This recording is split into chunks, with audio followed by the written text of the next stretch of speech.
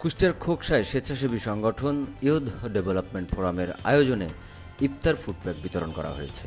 উপজেলার বিভিন্ন ইউনিয়নের গ্রাম থেকে সুবিধাবঞ্চিত ১৫০টি পরিবারের মাঝে এই ফুডপ্যাক বিতরণ করা হয়। সোমবার সকাল ১০টায় খোকসা সরকারি কলেজ মাঠে এ বিতরণ কার্যক্রম অনুষ্ঠিত হয়।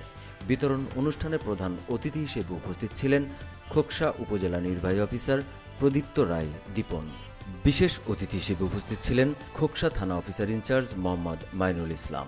এছাড়া আরও উপস্থিত ছিলেন বিএনপি নেতা সৈয়দ আমজাদ আলী, উপজেলা জামাতের আমির সৈয়দ নজরুল ইসলাম, অধ্যাপক ওয়াজেদ বাঙালি, শিক্ষক আইনউদ্দিন, কবি ও শিক্ষক জিল্লুর রহমান লালন, আরিফুল ইসলাম, সামিউল ইসলাম, সাইফুর রহমান সহ স্থানীয় গণ্যমান্য ব্যক্তিবর্গ।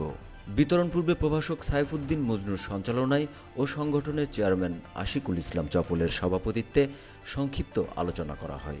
এ সময় বক্তারা ইয়ুথ ডেভেলপমেন্ট ফোরামের এমন আয়োজনের ভূয়সী প্রশংসা করে বলেন, রমজানের শুরুতেই সুবিধাবঞ্চিত দরিদ্র পরিবারগুলোর হাতে ইফতার ফুডপ্যাক তুলে দেওয়া এটা বড় ধরনের সোয়াবের কাজ। তাদের এই উদ্যোগে সমাজের বিত্তবান ও দানবীরেরা এগিয়ে আসবে এবং সহযোগিতার হাত বাড়িয়ে দেবে এমন আহ্বান জানান তারা।